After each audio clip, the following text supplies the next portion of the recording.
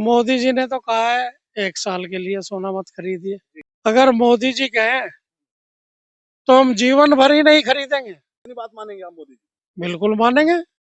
भाई कहाँ से उठाकर कहाँ ले गए भारत को। मोदी जी कभी नहीं बोलते व्यर्थ, उनकी बात। उनकी बातों का होता है कुछ ना कुछ अर्थ। प्रधानमंत्री मोदी के सोने और फ्यूल पे भाषण के बाद में कुछ भारत के राजनीति करने वाले कुछ नेता ऐसे हैं जो लगातार उसका विरोध कर रहे हैं, कह रहे हैं कि भाजपा के लोगों ने उसकी जमाखोरी कर ली है। चुनाव के बाद मोदी जी ने ऐसा क्यों कर दिया? मेरे साथ में पूर्व चेयरमैन रह चुके, कांदला से चेयरमैन रह चुके हाजी इस्लाम जी, इनसे जानेंगे कि प्रधानमंत्री मोदी के फैसले को किस तरीके से देखते हैं और जो मोदी जी ने आगे के लिए इस संकट के बारे में लोगों को जागरूक किया, उसके पीछे मोदी जी का क्या विजन, क्या दिखता है। हाजी साहब, बहुत बहुत शुक्रिया कहना चाहूंगा, धन्यवाद समय देने के लिए। प्रधानमंत्री मोदी ने जब ये कहा कि सोना और फ्यूल पे थोड़ा कम इस्तेमाल कीजिए, तो कुछ लोग कह रहे हैं कि भाजपा वालों ने जमाखोरी कर ली, मोदी ने पश्चिम बंगाल चुनाव के बाद में ऐसा क्यों बोला। बहुत सारे लोग इस पे शक जाहिर कर रहे हैं। मोदी जी जी। विश्व की वो शख्सियत हैं जिन्हें अपना इंट्रोडक्शन देने की जरूरत नहीं है।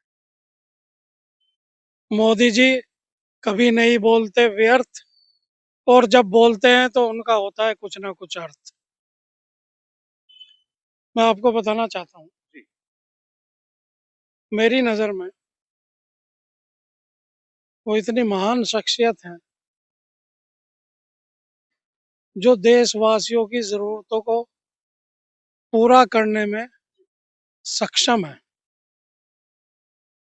आज की ही नहीं, जो आने वाली जरूरतें हैं। तभी तो आपने कहा है कि सोना मत खरीदिए, फ्यूल की बचत कीजिए। बचत की तरफ परिवार का मुखिया अपने बच्चों को कहता है कि ये मत खरीदो, वो मत खरीदो, कुछ सेविंग्स करो। वो घर कामयाब है जिसमें सेविंग है, वो कस्बा कामयाब है जिसमें सेविंग है, वो प्रदेश कामयाब है जहाँ सेविंग है, वो देश कामयाब है जहाँ सेविंग है। सेविंग के बारे में पूरे विश्व में कोई भी नहीं कह रहा, मोदी जी कह रहे हैं। मोदी जी का कोई मुकाबला ही वर्ल्ड में नहीं है। क्या बात कर रहे I am telling you 100% truth. हैं? मोदी का कोई मुकाबला नहीं बिल्कुल नहीं। पूरी दुनिया में। पूरे वर्ल्ड में, पूरे विश्व में। और मैं आपसे बता देना चाहता हूँ, ये जो संकट मिडल ईस्ट में आ रहा है, जी। इसको भी मोदी जी ही दूर करेंगे। ये मुझे पूरा विश्वास है मोदी जी के ऊपर। अच्छा हाजी साहब, आप चेयरमैन भी रह चुके हैं, मिच्योर एज में हैं आप। ये बताइए कि जो अभी हम देख रहे हैं कि मिडिल ईस्ट में बमबारी, तहस नहस सब कुछ हो रहा है, आप एक मुस्लिम होने के नाते आज भारत में उसको कैसे देखते हैं और खुद को यहाँ पे कितना सेफ फील करते लगभग 1 डेढ़ वर्ष पूर्व मैंने कहा था कि विश्व के अंदर जहां मुसलमान पूरी तरह सुरक्षित है वो है हिंदुस्तान। तो कुछ लोगों की समझ में ये बात शायद उस वक्त ना आई हो, लेकिन आज आ गई होगी। क्योंकि जो विदेश में काम करने के लिए गए हुए थे कामगार, हैं? ऊंचे ओहदों पर या छोटे ओहदों पर, वे वहां अपने आप को जब असुरक्षित महसूस करने लगे तो उन्होंने मोदी जी से बुलाने के लिए अपील की।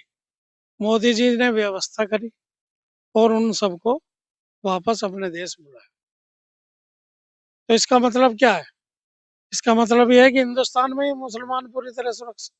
केवल मुसलमान ही नहीं, हर समुदाय जो हिंदुस्तान के अंदर है वो हिंदुस्तान में पूरी तरह सुरक्षित है।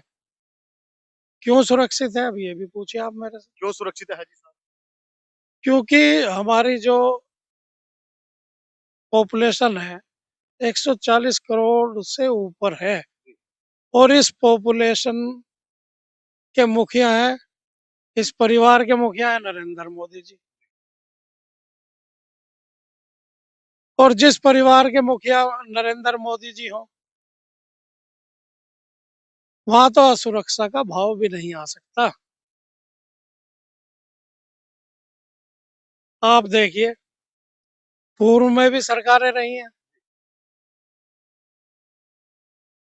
मैं इस बात पर नहीं जाना चाहता कि उन्होंने क्या किया, लेकिन मोदी जी भारत को, हिंदुस्तान को उस ऊंचाइयों पर ले जा चुके हैं कि आज अगर भारतीय नागरिक कहीं विश्व में कहीं पर भी जाता है तो उसको सम्मान की दृष्टि से देखा जाता है। और पहले किस तरह देखा जाता था, ये आप भी जानते हैं, मैं भी जानता हूँ, और जिनको देखा जाता था वे भी जानते हैं। तो हाजी साहब, आप मानते हैं कि अगर आज देश में मोदी जी ना होते तो जो और देशों में हो रहा है, हाय तौबा हाय हल्ला, यहाँ पे भी वही स्थिति होती है? आप मानते हैं कि आज भारत में अगर शांति स्थापित है तो मोदी का रोल उसमें आप कितना बड़ा और क्या मानते मोदी जी, मैंने आपसे पहले भी कहा, ये ग्लोबली प्रोमिनेंट फिगर हैं।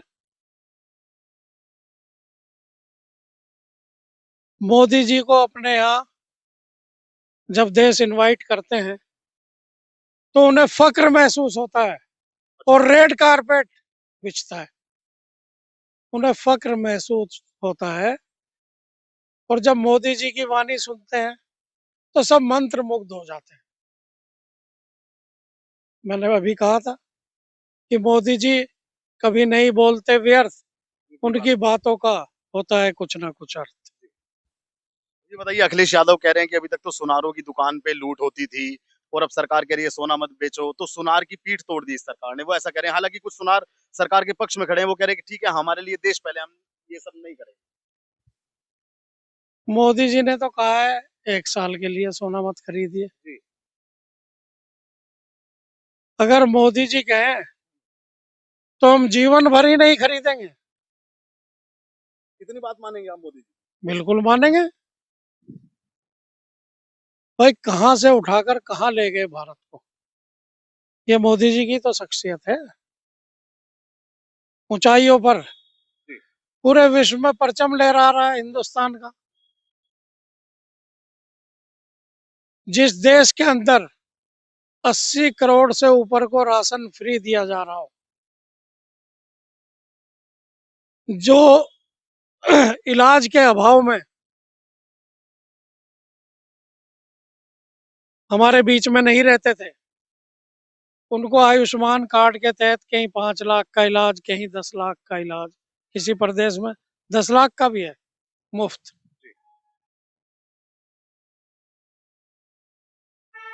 और पड़ोस के देश तो आटा नहीं खरीद सकते, यहाँ मोदी जी कह रहे हैं सोना मत खरीदिए। पड़ोस के देश में रहने वाले तो आटा खरीदने के लिए मोहताज हैं। तो इसकी ऊंचाई आप खुद नापिए। हाँ, इसकी इसके पीछे क्या विजन लगा आपको कि सोना ना खरीदें? ठीक है, बचत होती है, लेकिन कुछ लोग कहते हैं कि सोना भी तो एक सेविंग के रूप में है, सोना भी इन्वेस्टमेंट है। तो सोने के पीछे ही क्यों जोड़ दिया प्रधानमंत्री ने? इसके पीछे आर्थिक स्थिति या इसके पीछे क्या बिजनेस? देखिए, जी। भारत मेरे हिसाब से मेन कंज्यूमर है गोल्ड का। तो भारत, ठीक। तो जब मेन कंज्यूमर जो है उसको रोक देगा, रेट ऊपर नीचे, भारत की आज वो स्थिति है कि रेट ऊपर नीचे करने में सक्षम है। आज भारत उस स्थिति में है नरेंद्र मोदी जी के नेतृत्व में। अच्छा हाजी साहब, अभी आपने कहा कि मोदी प्रोमिनेंट फिगर हैं, ग्लोबली हैं, तो कुछ लोग कहते हैं कि नहीं, ट्रंप का नंबर फिर भी एक पे आता है ट्रंप। तो आप अगर नंबर एक की बात करें तो आप मोदी जी को नंबर वन पे मानते हैं? भैया मैं तो बता चुका हूँ, नहीं, आप बता चुके, फिर भी मैं नंबर वन पे पूछ रहा हूँ आपसे। आप नंबर वन मोदी को मानते हैं, ट्रंप को मानते हैं, किसको मानते मोदी जी तो शांति के दूत हैं। पूरे विश्व में शांति का परचम लहराना चाहते हैं। लेकिन अगर कोई भारत को छेड़ेगा तो उसे छोड़ा भी नहीं जाएगा, ये भी मुगालता ना करे। फ्यूल को लेकर भी बोला कि फ्यूल कम इस्तेमाल करें, एक ही सिंगल उससे जाएं। अपने काफिले में भी मोदी जी ने गाड़ी कम कर दिया, कई सारे नेताओं ने कम कर दिया। इसके बारे में क्या दो शब्द? देखिए, मोदी जी तो वो शख्सियत हैं, उन्हें अपनी सिक्योरिटी कम नहीं करनी चाहिए, क्योंकि वो बेशकीमती धरोहर है। मोदी जी से पहले बहुत प्रधानमंत्री आए हैं, लेकिन मोदी जैसा कोई नहीं आया, मोदी जी जैसा कोई नहीं आया। अभी बंगाल में देखिए आप, मोदी मोदी मोदी,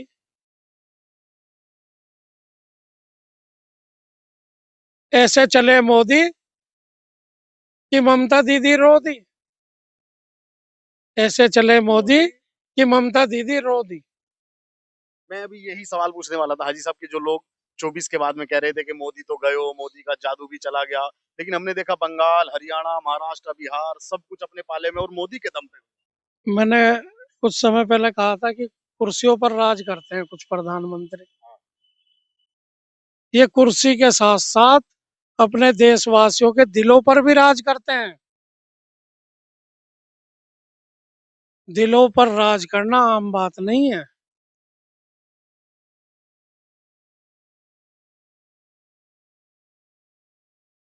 मैं तो ये मानता हूं कि इंसान के रूप में भगवान है मोदी जी।